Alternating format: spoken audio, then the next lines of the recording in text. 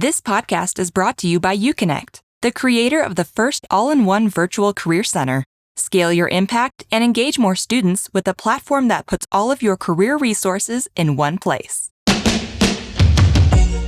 Hey everyone, welcome back to the Career Everywhere podcast. I'm your host, Meredith Metzger, and for this episode, I want to share a recent live session from the Career Everywhere community hosted by Amy Ballard of Eastern University. In the session, Amy presents about how she has designed an online career development strategy that reaches all ages, programs, and places.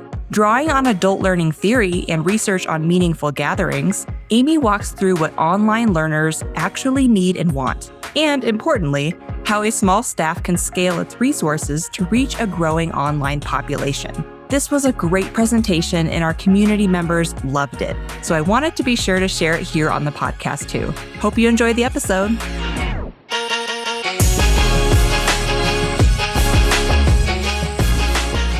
Thank you so much, Meredith, for having me and to the UConnect community as a whole. It's really wonderful to be here today. And hi, everyone joining me, whether it's now or later. And welcome to Online Career Development that reaches all ages, programs, and places. I'm so delighted to be in a virtual room full of career development professionals today because it's such a unique space that we occupy. And particularly in the online world, it's always a joy to get people together who are exploring this concept of how we reach folks in the online spaces and ways that we make this field even more effective and connected for online learners. So let's get started. Meredith did a brief introduction there. Thank you for that. My name is Amy Ballard. I'm the online career coach for Eastern University. And I'll share a bit about my story today, but my background actually does not come from the career services world.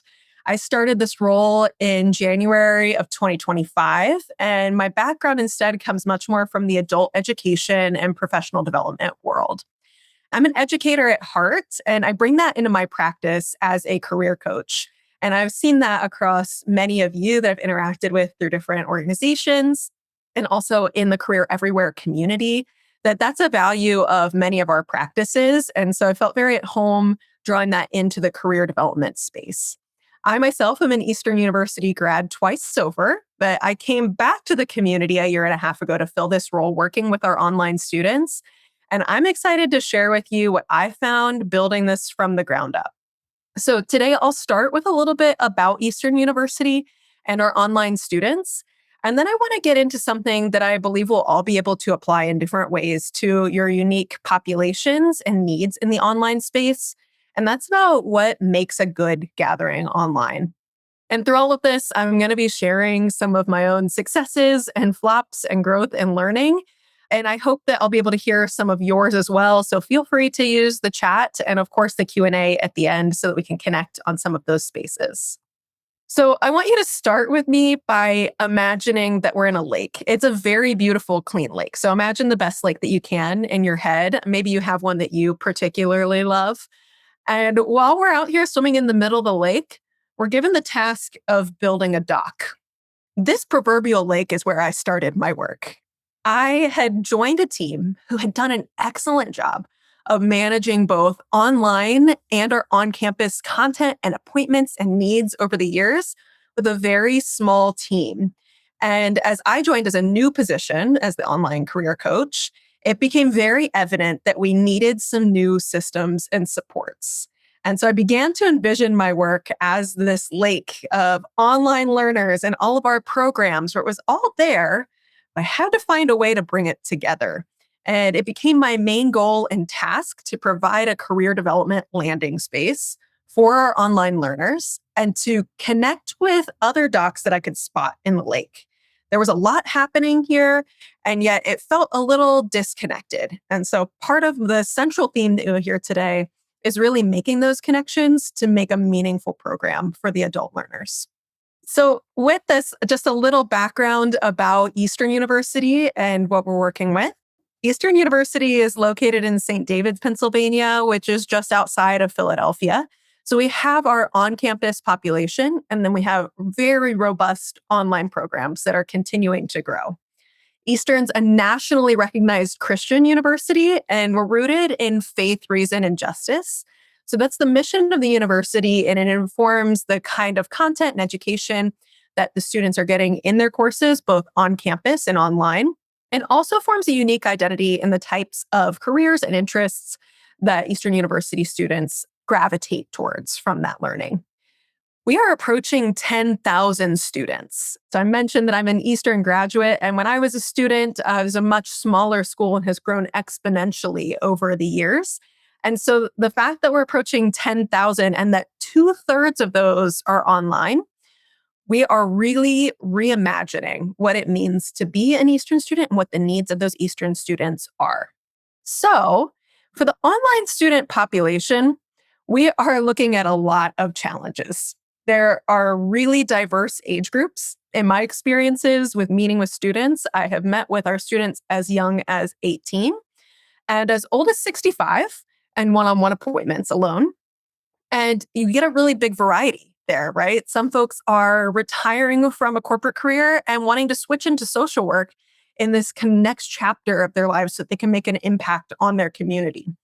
Some folks are in a really rural area and have family care responsibilities. And so it's much easier for them, even though they're a more traditional age student, to be in this online space so that they can have access to do their courses when they're able and not be constricted by the commutes, the expenses of living on campus, and they can still meet the needs of their family commitments and other things going on in their lives. We also have really diverse programs online with really varied requirements. So we have everything from Associates of Arts programs all the way up to PhD programs, and we see everything in between. The largest conglomeration within the online students are our graduate programs, and particularly in data science, as well as the MBA are the largest two there. But we do see a little bit of everyone in these programs. They're coming from all over the USA and parts of the world. Just a few weeks ago, I met with a student who was joining from Indonesia, and it was 2 a.m. their time. So I felt very humbled that they chose to make an appointment at such an early hour of the morning, but they're coming from across the world. And also, we have new terms and new graduates every 7 weeks. So running on these smaller 7-week terms, students are able to get really impactful information in a short time and complete them in these short cycles. So they're able to move through their programs efficiently. But also that means we have new people constantly coming in these 7-week rotations, people progressing through their programs, and then also have new graduates all the time. So if you join today and you are here wondering, wow, Amy, did you solve all of these problems that are on the screen? Unfortunately, I have bad news for you. I did not solve all of the problems because there are a lot of challenges in this space. But what I do want to share today is what I've learned from working with this large variety of people, how I've been able to meet people where they are and scale for different challenges, and what principles I used that you might be able to apply to your programs and your unique populations and learners. And even more than that, I'm excited to lean into the broader conversation today and hear your questions, ideas, and concerns as we look through this. So let's get back to that lake. I knew that if I was going to build a dock in this space and have this centralized space for people to be able to gather and access the services that exist here, I was going to need a lot of tools. And so I went to start thinking about what I had available to me. Now, for those of you who work on campus with learners, we have annual events like our Cake with Careers and our Coffee with Careers and our Cookout with Careers. Wild successes, right? However, I did not have the food to fall back on for engagement, and that's hard for me. I really love to feed people. I love to be a host. I love to engage people in that way. So I had to really fall back on what did the adult students who were on these online programs, who had other responsibilities, who had different ways of engaging with the community, what did they really need? And what were their main interests? So I started by looking at my own experience and my own tools that I was bringing with me into this field. And I want to share some of those with you today. So in the world of career development, I found that I had a lot of adjacent experiences. In working in adult education, I had formed a lot of philosophy around what it meant to be an educator and a facilitator. And I also had a lot of experience with thinking about the different ways that students have unique needs from a trauma-informed lens. So I brought a lot of those different pieces in with me. As we say in our office, being a career changer is like a gift with purchase to the employer. They get your old experience and expertise as well as what you're bringing into the current role and the things that you're going to be completing there.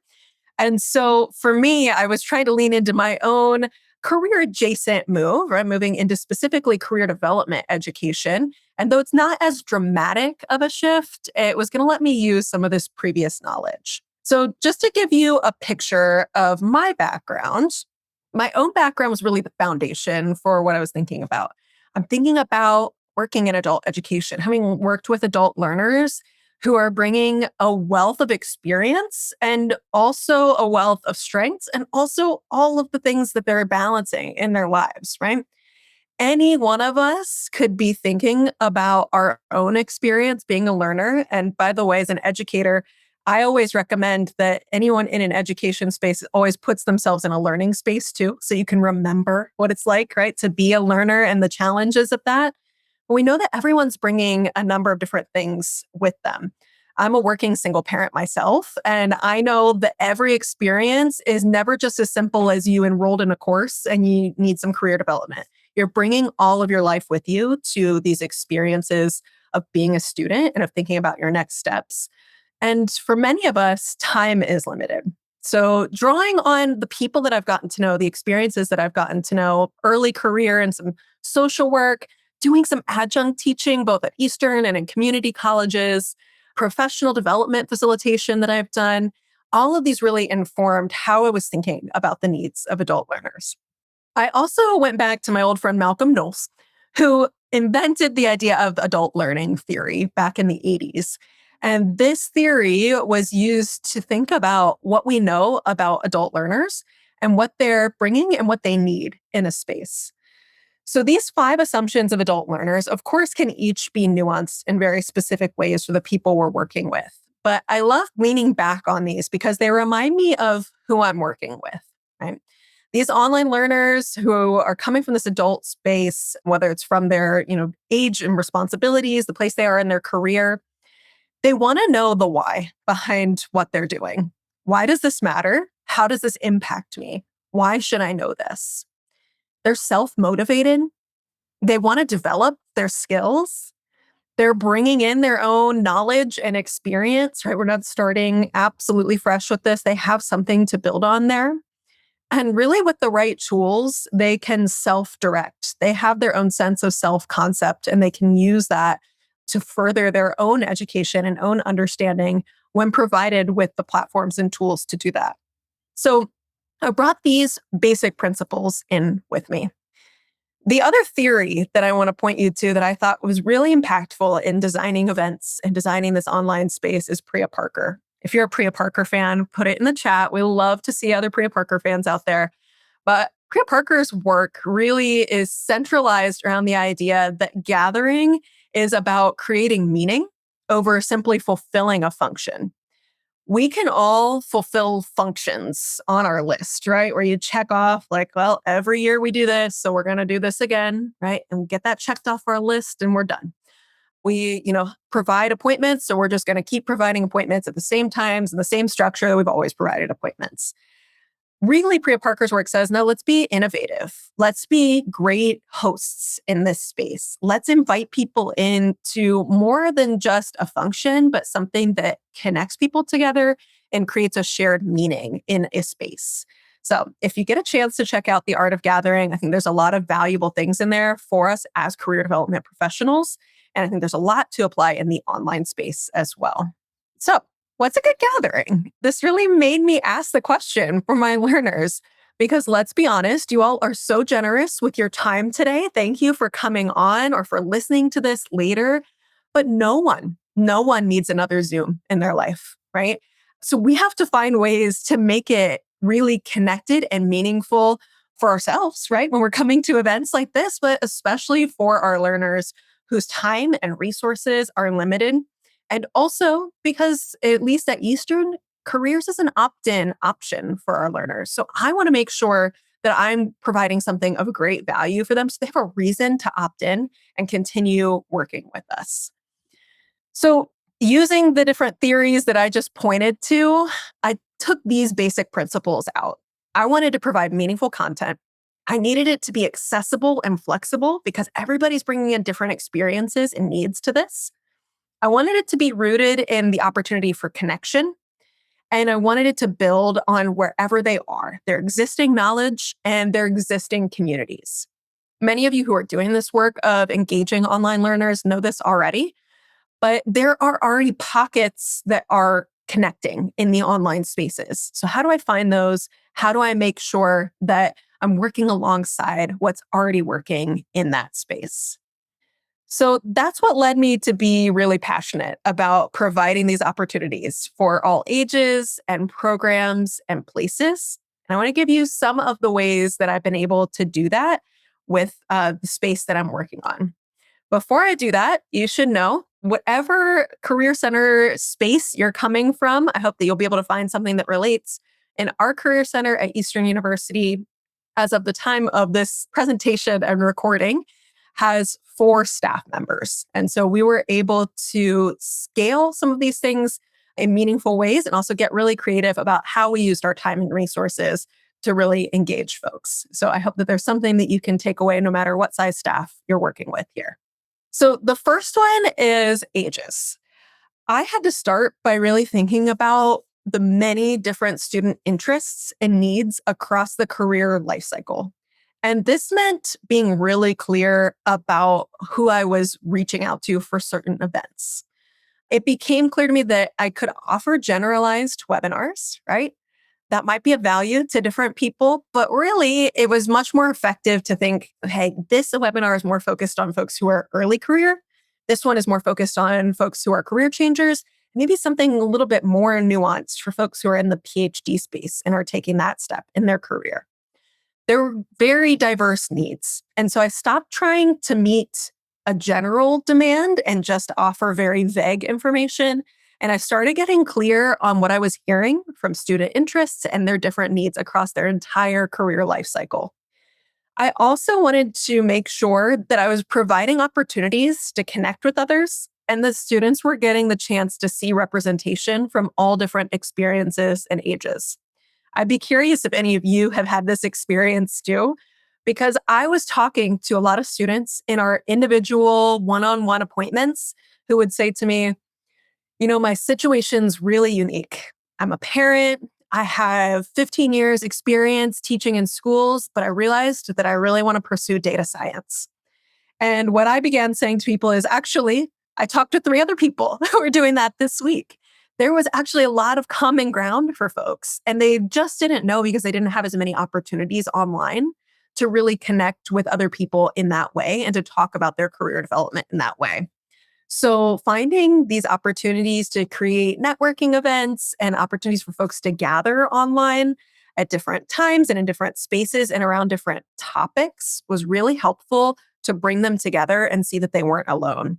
And the same thing when we've had alumni panels or alumni come back to speak individually, having representation from all different experiences and ages, from folks who went directly from our BSW to MSW program, who are early career and really jumping in, to folks who are in their mid to late 50s and making a career change. We've seen all of them in these events so that everyone has a chance to see themselves reflected in these events and different experiences. I also have focused on having high impact, brief content with clear takeaways.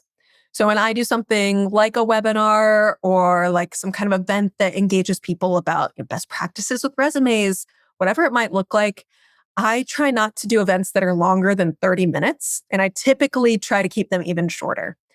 Folks do not have time, like we mentioned before, just to jump on Zoom for fun. They're often joining on lunch breaks or taking a shift off of doing bedtime duty that night so they can jump online to get connected to some of these resources. So I try to make sure that I'm giving them the most high impact tools and brief content and reasonable resources to run with it to the next step. And the last thing is with ages, and you'll see this as a recurring theme, and it will be no surprise to those of you in the UConnect greater community here, but having a 24/7 space to access the resources is so important. For those of you who use the UConnect platform, you may see similar to us that folks are accessing it at 3 a.m. And we're not online at 3 a.m. I'm sleeping at that time, so I'm not taking appointments. So it's great when we have a 24/7 space that folks can really access with that. For our programs, one of the biggest takeaways that I found is that partnering with academic programs directly is the best way to get a hold of students who are online. When I gave you the imagery of the lake and building this dock, I mentioned there are other docks out there, and I started to find them. I found out that our MBA program does a monthly get together that already draws in 50 to 75 students on a regular basis. So partnering with that program to be able to offer some career development, really impactful, right? There's already a built-in audience, and here are folks who maybe haven't heard about some of the resources that are available to them through the Center for Career Development. Same thing with just thinking about how to partner with particular departments on their needs and what their students are looking for most. So when I came on to this role, data science is our largest online program, and the data science department said, how can we work together to answer the most common student questions? And so we really realized very quickly that I was taking a lot of one-on-one appointments with students, answering their same questions over and over. And I said, what if we could turn this into an event where everybody could get this information in great detail, and we could record it and put it online to let them know about one of the most common, frequently asked questions. And then everyone would have access to that within the data science program. So if someone's asking their professor, their advisor, they have access to send them that information really efficiently. This led to the Data Science Projects webinar. The very first time that it launched, it had over 230 registrants for the event and had over 50% of them join live and a number of them join the recording later. And so through that, we were able to take what would have been many one-on-one appointments, which is very time consuming for a small staff, and really scale it out. And it's something that I now offer on a regular basis for that program, since again, we have new students coming in all of the time. And it's still one of our most common, most frequently asked questions. I also have built some regular routines with like the MSW program to align with their internship deadlines and do some webinars around internship search and resume workshops. What I found again is focusing in for these folks really helped them to be able to understand that this resume workshop is not just generally, here's how you write a resume. This is specifically for you. You're an MSW student. We're here for you.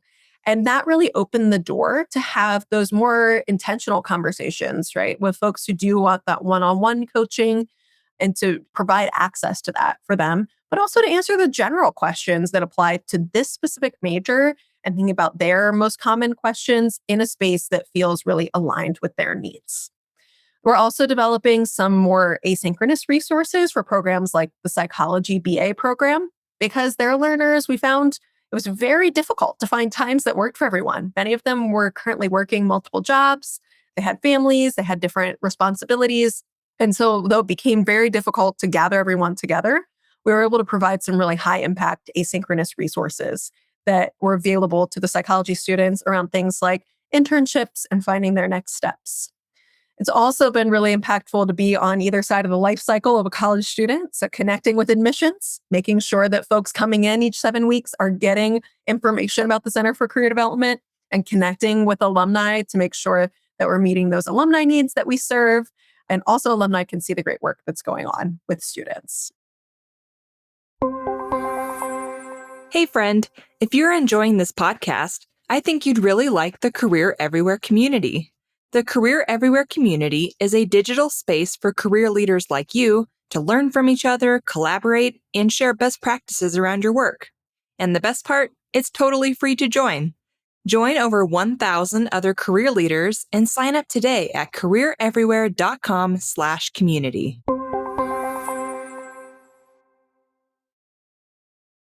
All right, the third element here of places, right? It was so essential to get a central space to find connection here.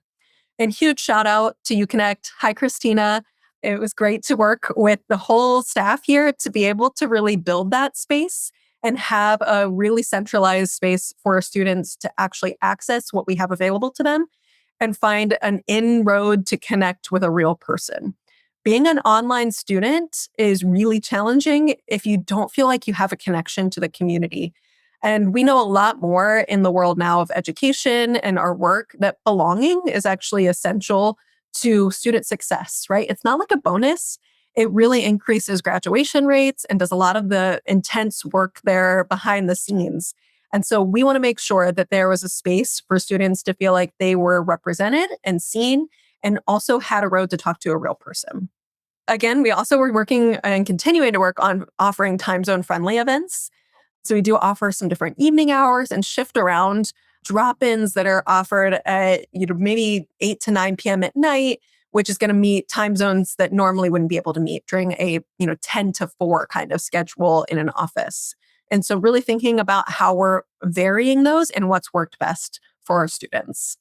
The 24/7 online space, again, more than just connection, but also thinking about time constraints. We wanted to offer that to them for folks who are logging on at that 3 a.m. hour. We also started offering asynchronous resume reviews through our Handshake platform, where students can come on not just only to make a Zoom opportunity to meet with a career advisor, but also that they could submit their resume and ask for written feedback. And then expanding past just Zoom, there are so many different ways to meet together online. And again, I think people sometimes get a little disenchanted with just getting on another Zoom in another breakout room. So we started playing around with more interactive platforms as well. One that we use currently is Gatherly, and thinking about ways that we can make it a little bit more gamified and fun for people to gather online. All right, so to kind of bring us to the end here, how do we know what's working and what's not?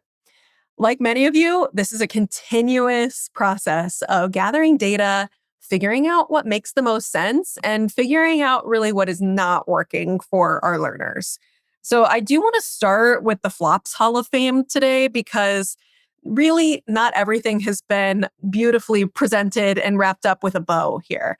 We did an event last August with a live alumni speaker where no one showed up for the actual live event. We had 40 RSVPs. No one actually came. And so that was a really humbling experience to, get there and like, okay, maybe August isn't the best month to bring an alum back, right? People are traveling, people are busy. This timing did not work. Even though people said they were interested, it was not a good timing and opportunity for that. I had a networking night with students, again, that registered, but only one student actually came on. And this led to some great opportunities for thinking about how do we kind of rework the networking experience and think about how we draw in alums to participate, staff to participate, a number of different things there, just to make sure that we have the opportunity for everybody to have a meaningful experience at networking night. So it was great to connect one-on-one with that student. We did have a technical error, right, that prevented one of our highest RSVP events from happening at all. So had to reschedule that. The nature of online work, as I like to say, I spend a lot of my life on Zoom and on camera. And every day it brings something new to us. So we just have to roll with the punches with some of those things. And I put together one webinar series that looked great on paper, looked great to stakeholders, but actually did not end up having a lot of interest because it wasn't specific enough.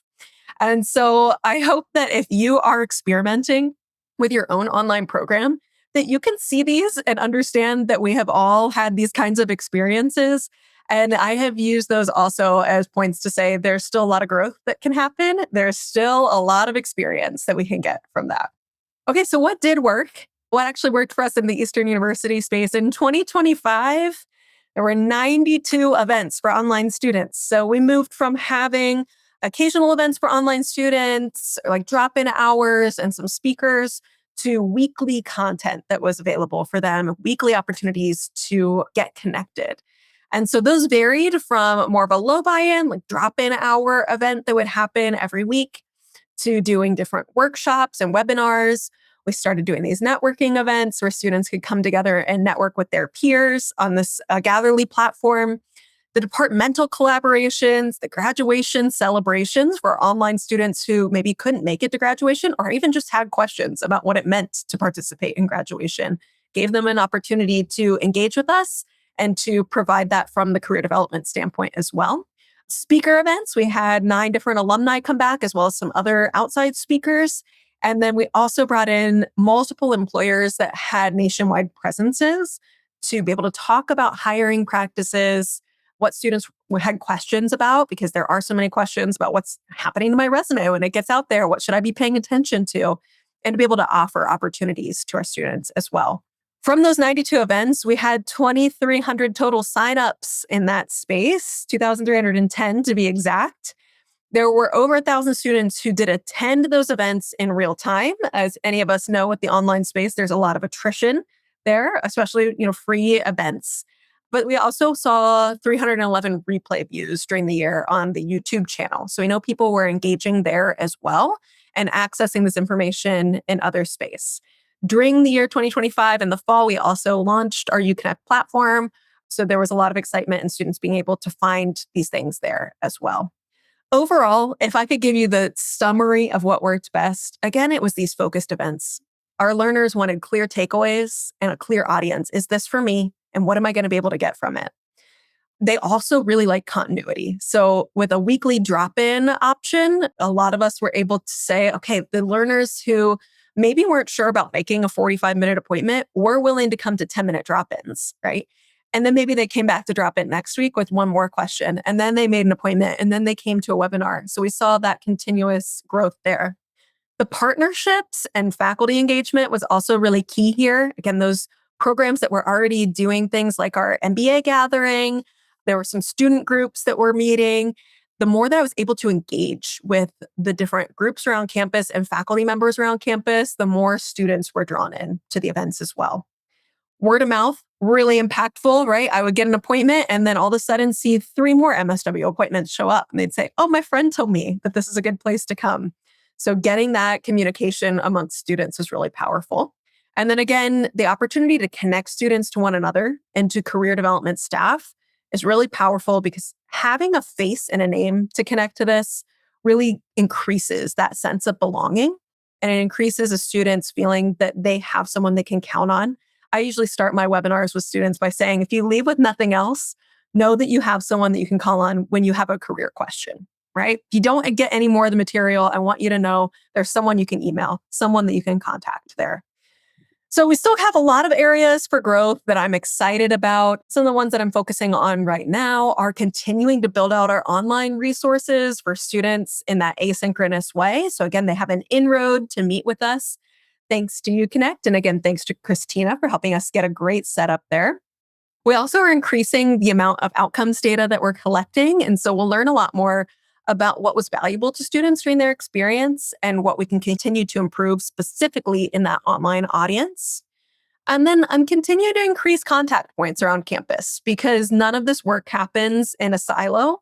All of our work has to be interconnected. And so thinking about more contact points with professors, with staff, that everyone knows what we're up to and where they can find that, I think will bring the most impact to students being able to get specific things that they need. So if you're starting this process or you're in the middle of this process, I do recommend just starting with some of those basic questions about really understanding who you're working with. Ask yourself, who is it that we're supporting? What do you know about your learners and what are their specific needs? This is an ongoing process, right? But starting to get some of those things down. Where are they gathering? And where can they gather? Where can you draw people together? How can you show up consistently and offer numerous things to build up the trust with that community and know that you're a space they can continue to come back to? And how do we continue to invite connection throughout all of this process?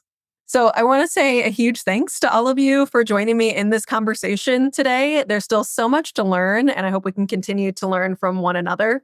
And I do invite you to check out our website at careers.eastern.edu, as well as to be in touch with me directly through LinkedIn or through my email. And you can also find me through the Career Everywhere community. Thank you so much. Thanks, Amy. Folks, if you have questions, please put them in the Q&A box. I had a quick question, Amy. So I think you mentioned earlier that you have a team of 4, right? Supporting like 10,000. So Yes. not a big ratio at all there, right? I'm curious, are you kind of the primary point person for the online programming and support? Yes, I am. So our office has a director and assistant director, and then we have an administrative assistant, and then me for the online space. So we do all take appointments from the online community. However, I'm the primary person. I only take our online students. So many of them are funneled to me. Okay. So you probably got a lot on your plate then, clearly. And that kind of goes back to the data science piece, right? When I think about building that webinar, it was the realization of even if I saw a student every hour of the day, right? Which isn't possible, but every hour that I'm available, I'm seeing 40 students a week. I still couldn't meet with everybody that's out there. And so how can I make it accessible to everyone in other ways? And how can I meet larger groups of people on common needs and common interests that they have? Yeah, absolutely. Well, we just had a question come in from Amanda. I'm going to spotlight it here so we can all see it. Amanda asked, can you talk a bit more about the networking events and how they are structured and how many people usually engage? Yeah, Amanda, thank you so much for that question. So I really have enjoyed trial and erroring these networking events because there are a lot of different ways to do it. The platform that I use called Gatherly, it is gamified in that students can click around on a map and they can join different conversations with different people. And so the way that I've set it up is I've created little booths within this map that students can join that have different themes of questions around whatever group is gathering. So if I have a group of MBA students gathering, they're all more MBA career focused questions, but they, run on different themes that allow them to have a conversation with someone that's more than, so what do you do?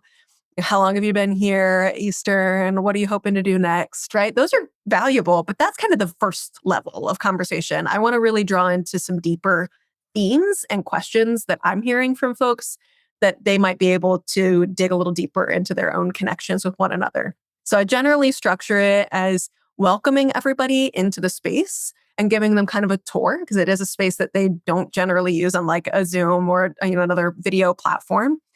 And then allowing them to move around to different spaces in what I call networking blocks. So I usually do about 10-minute blocks and then come on to do an announcement like, thanks so much for meeting this group. You can now switch to another group and meet some more people and allow them to have some freedom to, stay in the room if they'd like to continue that conversation or to move somewhere else and have the opportunity to meet multiple different folks.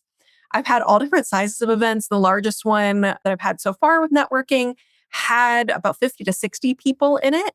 That's about average, I would say, for interests and signups, the people who actually come. But even the smallest one that I had that had like 10 people at it, I had people emailing me afterwards being like, that was so impactful, right? And so I still see it as this impactful event to say, even if there's a smaller group, when they can still find something valuable there, again, that peer-to-peer word of mouth is really valuable. And the way they continue to share that with others and that impacts their personal experience is valuable. Cool. I will mark that one as answered. Next question is from Shannon asking, what is the process you use to keep content relevant and fresh so you can compete with other online tools like AI or Google that people use for career advice? Good question. I feel like we could relate to doctors on this, right? Because I think all of us have, Googled or gotten an AI response about a medical problem by this point, right? And you're asking all the questions and you self-diagnose before you even go in to see somebody. And doctors, I know, have frustrations around that from everything I've heard. So I think sometimes I feel the same way in the career advice platform. Like, well, I asked ChatGPT and this is what they said. I can, like many of you too, also spot a professional summary written by ChatGPT from 5 miles away.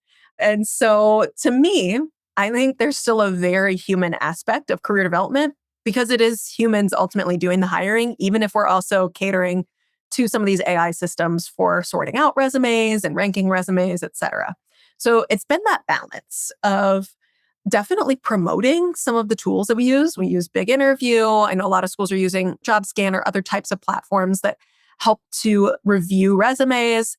They're so valuable to us. But having a human conversation about, does this really make sense for my resume? And here's what ChatGPT told me to say about my bullet points, but I don't think it really reflects what I did. And being able to flesh that out with a real human voice, I think is still valuable.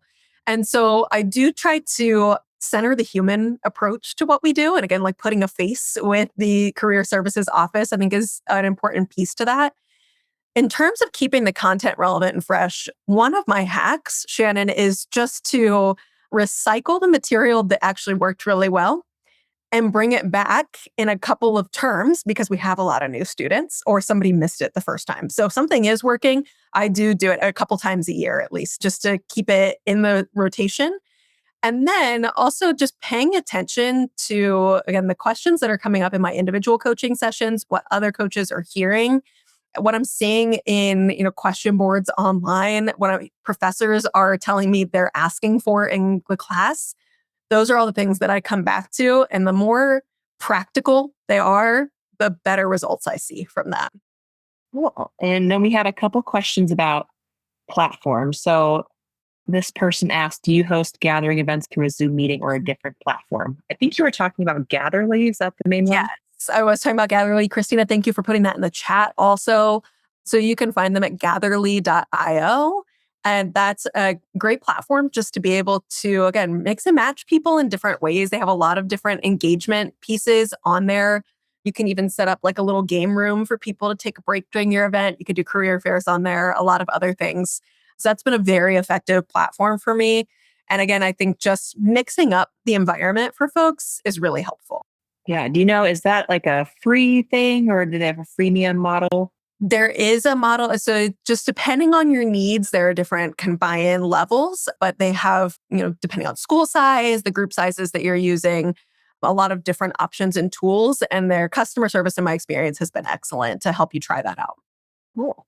And then I'm assuming that that is also what Emily in the chat was referring to. She asked, what was the mapping networking platform? Yes, that's the one. Gatherly. Okay. Mm-hmm. All right. I got a question from Ruby. Could you describe some successful ways you're leveraging your UConnect website to see higher student engagement online? Yeah, so this is a continuous project, as I'm sure all of you know who have a UConnect website, of thinking of what are students needing and asking for, and how do we make it as clear and obvious as possible. I was just talking with Christine about this a little bit ago, but one of the first things that we did was just make a welcome to UConnect, where do I go from here video on our main page to help people navigate and get to where they're going. One of the processes that I'm working on right now is making sure all of our career community pages have really specialized design resources at the top, in addition to the resources we tag, right? But here's, the most common 3 resources that we get requested from this particular area, and making sure those are really well mapped on there and connected. I do think that having the very clear, make an appointment option on our front page and making that one of the first things that students see has also helped to personalize the experience and engagement online, and directing folks there for our events and making that our main event page for everyone has really brought a lot more traction to that page, to our Handshake platform as well, and really getting people in on that. Cool. And then I just dropped a link to Eastern's Virtual Career Center as well. Thank you so much, Meredith. I want to peruse what Amy was just talking about. Right. Any other questions? I kind of have one too, while we're waiting for a couple more to pop in.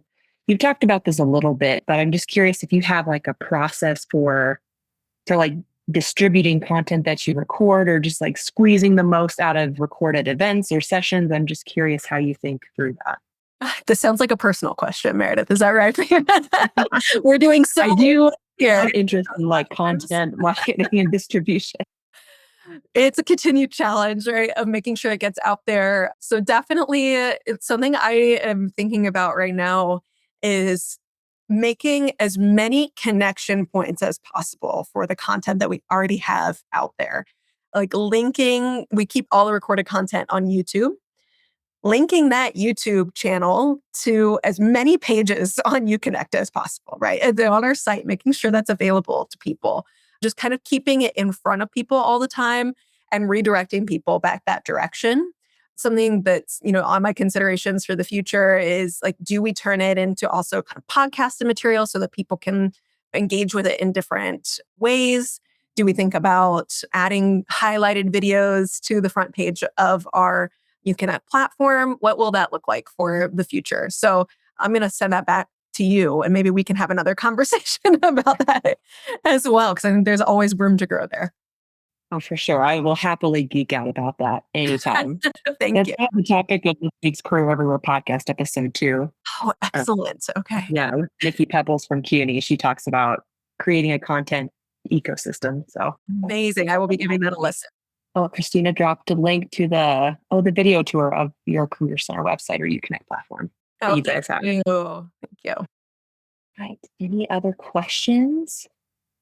Because I'm curious, Amy, you just touched on this a bit, but what are some more of your goals for the future? Like, what's on your vision board when it comes to engaging the online students? Yes, absolutely. Well, we're constantly thinking about what are ways that we get new peer groups together. So I'll tell you, one of the things I'm trialing this summer is thinking about more than just like a networking event, gathering people together for a really hands-on peer-to-peer workshop to work on things like, how does my LinkedIn profile look, right? So doing some work together in live time and then getting a peer to give you some more feedback on, here's the update that I just made, and taking a look at other examples there. We're going to be trying out some of that for the online space this summer. We're also experimenting in, continuing that connection theme, bringing in more faculty, staff, and other people to participate in networking, alumni as well, because that really enhances that peer connection as well. I think so many people do want to get to know their peers, absolutely. But there's even more added value when they can talk to someone who graduated a few years ago and has experience in the field and can give them a little bit of advice within that peer group. And then also, the greater buy-in begets buy-in. And so the greater buy-in that we have from our faculty and staff on these events, and the more they can see what work is happening, the more our students are likely to also buy into that. Yeah, for sure.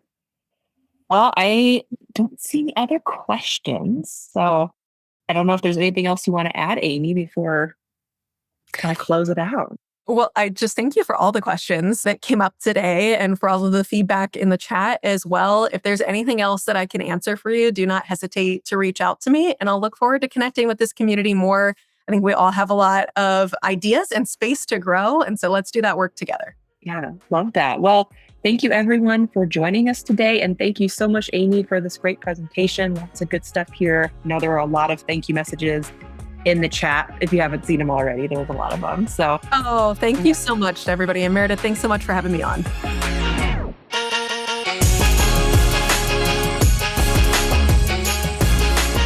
That's all for this episode of Career Everywhere. Thanks so much for listening. If you enjoyed it, please be sure to hit subscribe and rate and review us wherever you get your podcasts. We'll see you next time.